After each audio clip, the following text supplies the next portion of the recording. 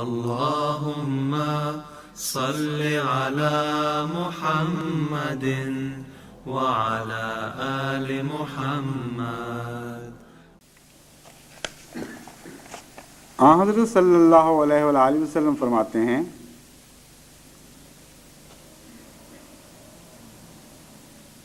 کہ جب رمضان کی پہلی رات آتی ہے تو شیطان اور سرکش جن قید کر دیے جاتے ہیں اور دوزخ کے دروازوں کو بند کر دیا جاتا ہے اور کھولا نہیں جاتا۔ دوزخ کا کوئی دروازہ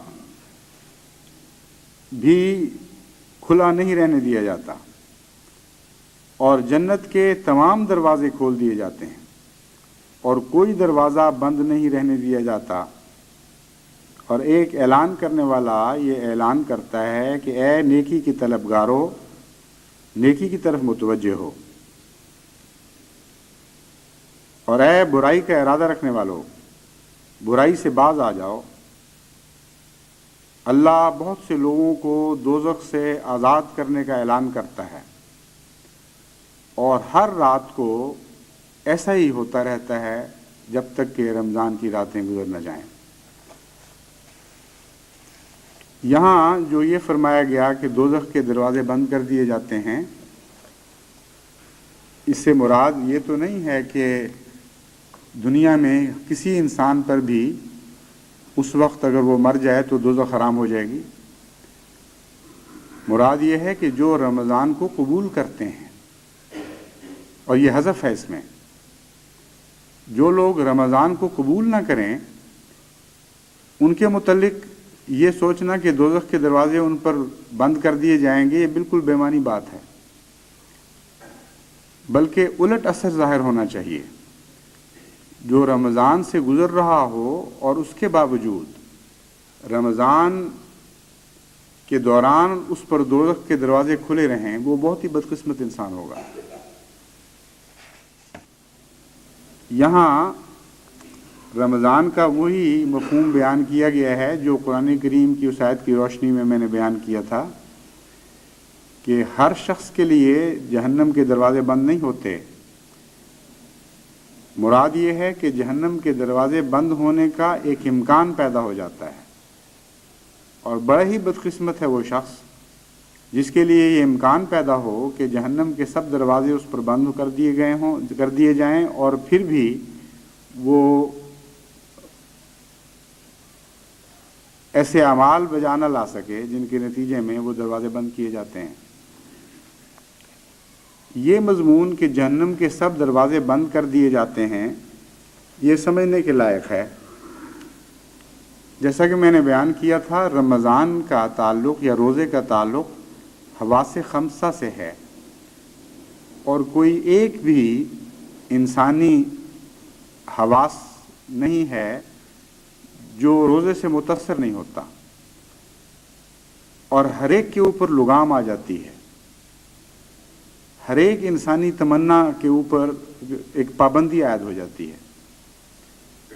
اس لیے خالصتاً سارے کا سارا انسان خدا کے حضور کچھ قربانی کر رہا ہوتا ہے، چونکہ جہنم کے دروازے دراصل حواس خمسہ کے دروازے ہی ہیں۔ جب حس آزاد ہوتی ہے اور گناہ میں مرتکب ہوتی ہے تو حس کے دروازے سے انسان جہنم میں داخل ہوتا ہے۔ جب مزہ آزاد ہوتا ہے اور ایسی چیز کی لذت حاصل کرتا ہے جو خدا نے اس پر حرام کر دی ہے، تو مزے کے دروازے سے انسان جہنم میں داخل ہو رہا ہوتا ہے۔ اسی طرح نظر آزاد ہو جاتی ہے، اسی طرح زبان آزاد ہو جاتی ہے، اسی طرح کان آزاد ہو جاتے ہیں، اسی طرح دیگر حصات ہیں۔ تو جہنم کے دروازوں سے مراد کو یہ ہرگز نہیں ہے کہ وہاں کوئی گیٹ لگے ہوئے ہیں جو مادی لحاظ سے دروازے ہیں اور ان کو بند کیا جاتا ہے یا ان کو کھولا جاتا ہے۔ مراد یہ ہے کہ انسانی حصے ہی ہیں، اور چونکہ 5 حصے انسان کی ایسی ہیں جن سے لذت یابی ممکن ہے، خدا کی مرضی کے مطابق بھی اور خدا کی مرضی کو چھوڑ کر بھی۔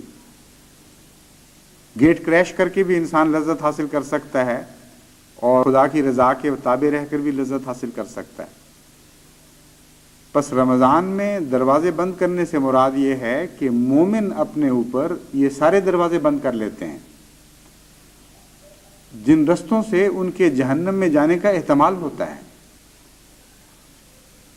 اور بڑا ہی بدقسمت انسان ہے وہ جس کو خدا تعالیٰ نے یہ موقع مہیا فرمایا ہو کہ اس کے سارے دروازے خدا کی رضا کی خاطر بند ہو جائیں، یعنی جہنم میں جانے والے، اور پھر بھی وہ زبردستی گیٹ توڑ کر جہنم میں داخل ہو جائے. اب کھانا پینا جائز ہے اور یہ دروازہ ایسا ہے اگر حدود کے اندر رہ کر انسان کھائے اور پیے اور جو جائز چیزیں ہیں صرف ان سے لذت یابی کرے تو یہ جہنم کا دروازہ نہیں بنتا.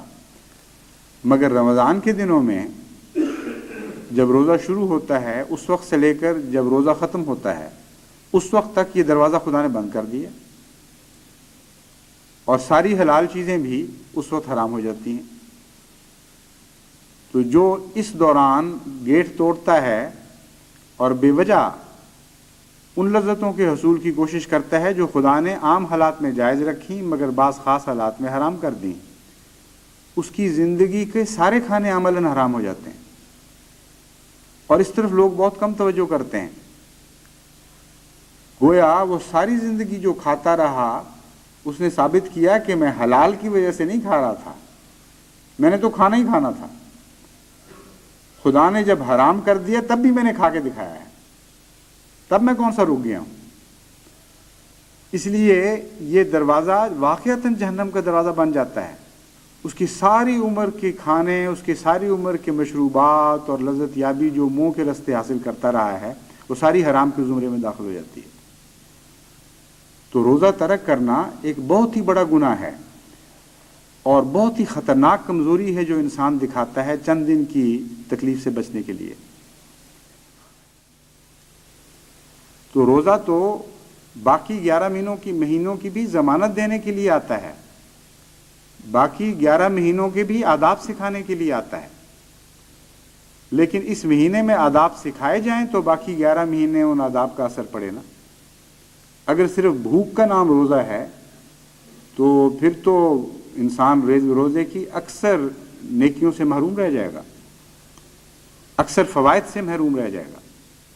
اس لیے اپنے گھروں کو بقیہ دن جتنے بھی باقی ہیں ان کو آداب کی فیکٹریاں بنا دو.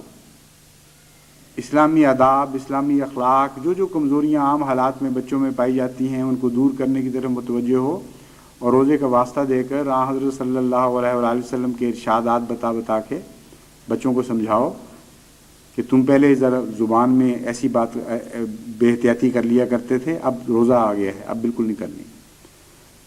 اور اسی طرح دیگر امور میں بھی تلاوت کی عادت ڈالنا، ذکر الہی کی عادت ڈالنا، دعاؤں کی عادت ڈالنا، حسن سلوک کی عادت ڈالنا، حقوق کی ادائیگی کی عادت ڈالنا، زبان کو جھوٹ سے کلیتاً پاک کرنے کی عادت ڈالنا، صاف اور سچی بات کی عادت ڈالنا، قول سدید کی عادت ڈالنا، یہ سارے مواقع ہیں روزے کے لیے. بس جب حضرت صلی اللہ علیہ وآلہ وسلم فرماتے ہیں کہ جہنم کے سارے دروازے بند کر دیے جاتے ہیں تو ساتھ یہ بھی فرماتے ہیں کہ جنت کے سارے دروازے کھول دیے جاتے ہیں. تو صرف منفی پہلو نہیں رکھنا بلکہ اس مثبت پہلو پر بھی نظر رکھیں. اور یہ دروازے کھولیں گے تو کھلیں گے نا.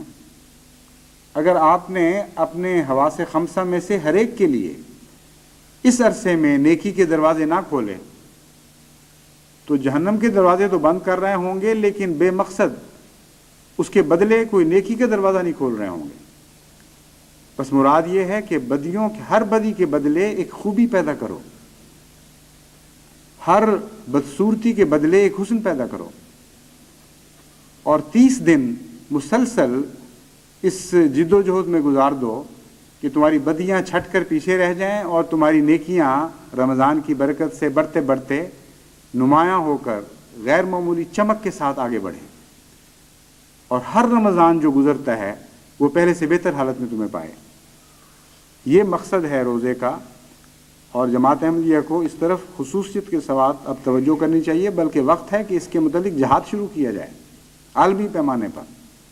جس طرح عبادت میں اللہ تعالیٰ کے فضل سے ہم باقی سب کو غیر معمولی طور پر پیچھے چھوڑ گئے ہیں۔ اسی طرح روزے کے میدان میں بھی انشاءاللہ یہ عہد کر کے اٹھیں کہ ہم نے لازماً باقی سب دنیا کے مسلمان کہلانے والوں ہوں یا دوسرے ہوں، سب کو پیچھے چھوڑ دینا ہے۔